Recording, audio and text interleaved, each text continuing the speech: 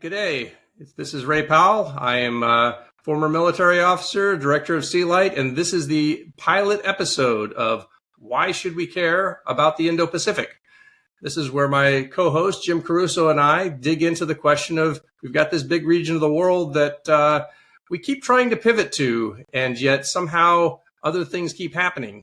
But why should we care? Why should people pay attention to the Indo-Pacific of all the other things that are going on in the world? So Jim, former diplomat, my former boss, a very benevolent and wise boss, I should note. Why is it that with all of the things going on in the world, a hot war in Europe, a hot war in the Middle East, why should people care about the Indo-Pacific? It's a hell of a question, Ray. There are hot wars, as you said, in Europe. There is so much going on in the world that it's hard to keep track of it all. And now you and I are saying people should care about the Indo-Pacific. I think the first thing is people will say, well, what is the Indo-Pacific? So I think the way we're trying to define it is everything from India all the way to the west coast of the U.S. So it's about half the world right there, more or less, or as they say in the Indo-Pacific Command, everything from Hollywood to Bollywood. It's a lot of area. So just the geographic scope of that part of the planet means, yeah, maybe we have to care about something as large as that in our world.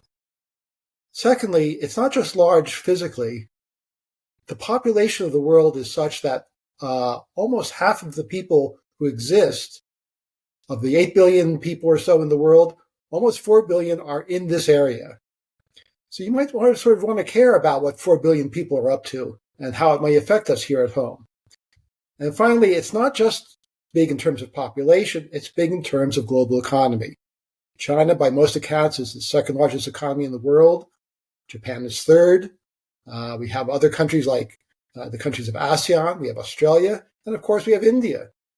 So altogether, they make up a huge portion of U.S. trade and investment.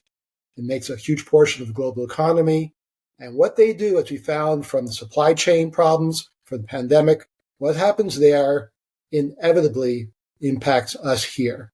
You can't ignore it. It won't just go away by closing your eyes. It's there, and we can either try to engage with it and shape it or hope for the best.